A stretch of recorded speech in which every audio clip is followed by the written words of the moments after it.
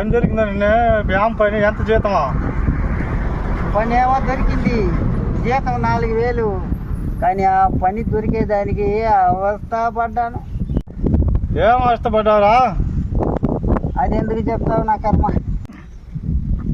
అబ్బా, ఫైల్ సంకలో పెట్టుకొని కంపెనీకి తిరిగినా. ఎవరు పోయినా పని లేదని వేస్తున్నారు. సరేనేసా, ఇంకెవడు మనకు పని ఇచ్చే మరి లేదనే వస్తూ ఉంటే ఒక దగ్గర ఒక సర్కస్ కంపెనీ బయట బోర్డు వేస్తున్నాడు. పని ఇవ్వబడును, 4000 జీతం అని రాస్తున్నాడు. ఒరే, ఈ పని అన్నా దొరుకుతుందేమో చూద్దామన్నా లోపల పోయి మేనేజర్ కాడకు పోయేసా, సార్ నేను బిఏ చదువుకున్నాను సార్, ఒక జాబ్ ఉంచాను సార్, బోర్డు చూశాను వ్యాకెన్సీ ఉన్నదని అంటే, సరే పని ఉన్నది చేస్తావా అన్నాడు. చేస్తాను సార్ అన్నా. సరేరా, ఇంకా మూల కోతి డ్రెస్ ఉన్నది ఎత్తేసుకొని కోతిలాగా ఎగురు చూపి అన్నాడు.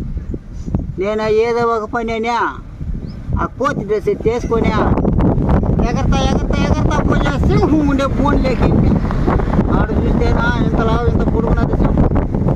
అబ్బా, ఈ 4000 జీతానికి వచ్చి సింహం నోట్లో కూరాడైపోతామన్నా భయపడతా ఉన్నా. ఇంతలోగా సింహమా నా పొద్దు మీద చెయ్యేసా. ఒరే, నువ్వు బిఏ చదువుకున్నావు కదా అనింది. అవును, నీకడ తెలుసంటా నేను ఎంఏ చదువుకున్నాడురా, అందుకే నాకు సింహం వేసి ఇచ్చి నేను బీ ఫోన్లో పెట్టున్నాడు. అదో ఆడ కనబడుతున్నాయి చూడు నక్కలు, అవన్నీ తెంపి వాటికంతా నక్కలు వేసాలు ఇచ్చాడు. ఆ విధంగా ఇప్పుడుండేదందరూ మనం చదువు లేక ఇలా ఉద్యోగంకి వచ్చిన వాళ్ళందరినీ నిమ్మగా పులుల్లాగా సింహాల్లాగా వేసి కూర్చోబెట్టినాడు. నువ్వేం భయపడద్దు, ఇప్పుడుండేదంతా మనమే అంటున్నాడు.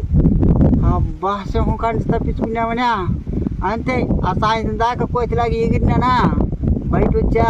ఆమె ఈ పని సరే, వాడు ఇది సరే, ఆ 4000 సరే అనేసా.